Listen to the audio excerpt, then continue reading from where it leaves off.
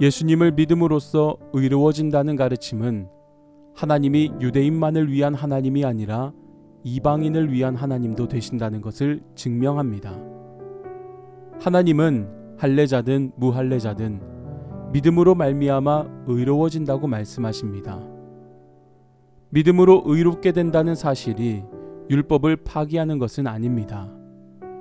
도리어 믿음은 율법을 굳게 세워줍니다.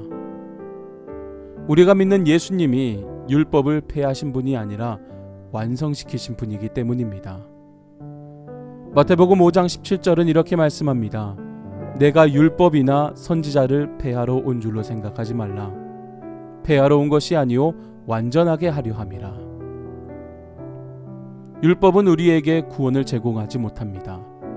그 이유가 무엇입니까?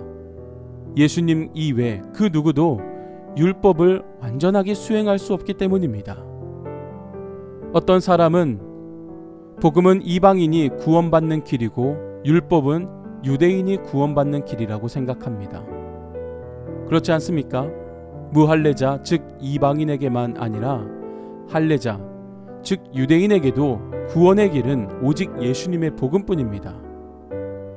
그런데 이러한 복음의 강조는 자연스럽게 율법의 역할이 이제 끝났다는 오해를 낳습니다. 그러나 율법은 본래 구원의 방편으로 주어진 것이 아니었습니다. 율법은 죄를 깨닫게 함으로써 우리를 참 구원자이신 예수님께 인도하는 역할을 합니다. 바로 그렇습니다. 오늘날 우리들은 율법 말씀들을 통하여 죄를 발견할 수 있어야 합니다. 죄를 발견하고 내가 죄인임을 깨달을 수 있어야 합니다. 율법은 상대를 향한 말씀으로 생각하고 정죄의 도구로 삼는 것이 아니라 나 자신의 삶에 비춰볼 수 있어야 합니다. 그리고 죄를 죄로 발견하고 하나님의 의를 위하여 그 어떠한 행실을 보여야 하는지 그것을 늘 점검해야 합니다. 그것이 바로 율법입니다.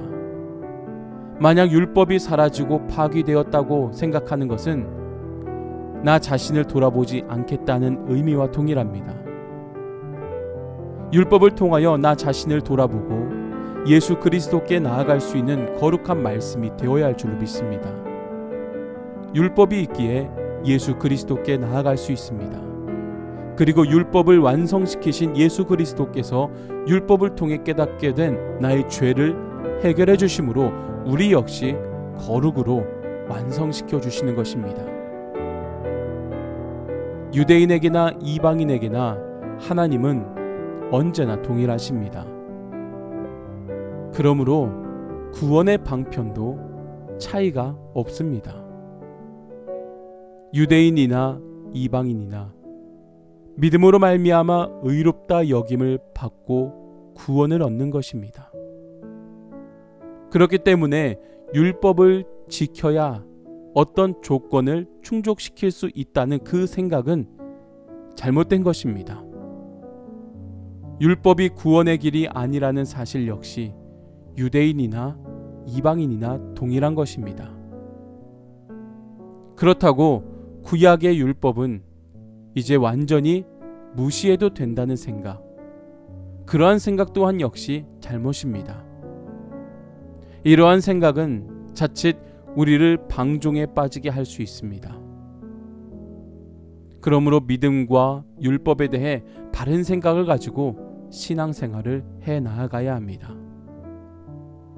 그래서 오늘 이 시간 저와 여러분들은 율법을 완성시키신 분이 오직 예수 그리스도이심을 다시 한번 기억하고 깨달아 율법을 믿음으로 온전히 세우며 나 자신 역시 온전히 세워 나아가 점점 자라가는 자들이 될 수 있기를 주님의 이름으로 간절히 축복합니다.